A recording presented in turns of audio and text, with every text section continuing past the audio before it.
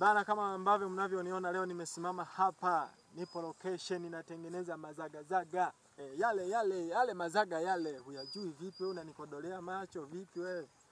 Bana, kwa majina naitwa Kisabo TV, ni kampuni la Kisabo TV ambalo ninajishughulisha na ushutiaji wa serious comedy like. Nina uwezo wa kuingia stage na kuchekesha dakika 15 bila kuchoka, au sio bana? Na muda huu unavyoona niko hapa, niko location, niko Tabora hapa mjini nimefika.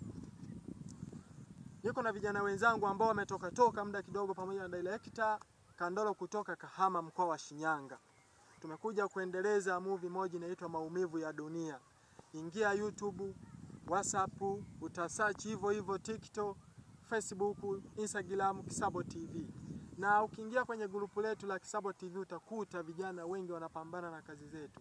Bana, usisahau kusubscribe na kucomment na kulike, na pia endelea kutufuatilia kwenye mitandao ya kijamii. Na hapa leo tupo ndani ya Tabora, tunajishughulisha na ushutiaji wa hiyo movie.